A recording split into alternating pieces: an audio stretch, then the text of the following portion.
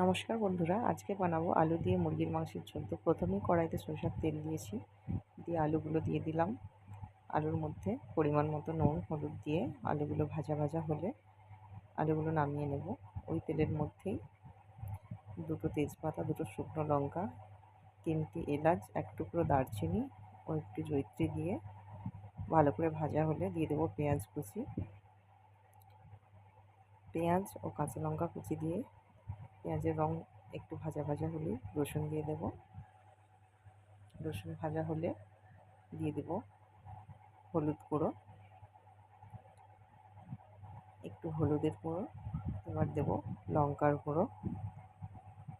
লঙ্কাটা আপনারা আপনাদের পরিমাণ মতো দেবেন, যে যেমন ঝাল খান তেমন বুঝে দেবেন। তারপরে দিয়ে দিলাম জিরে বাটা,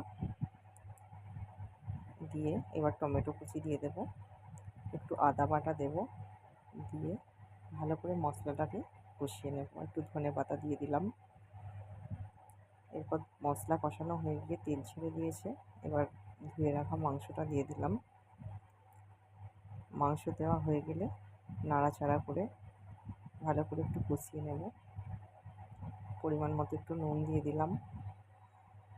নুন দিয়ে মাংস ভালো করে কষানো হয়ে গেলে দেখুন মাংস প্রায় কষানো হয়ে গেছে। দেখুন কত সুন্দর কালারটা এসেছে।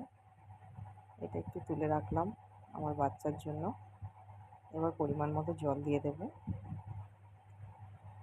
আগে আলুগুলো দিয়ে দিলাম, এবার জল দেব।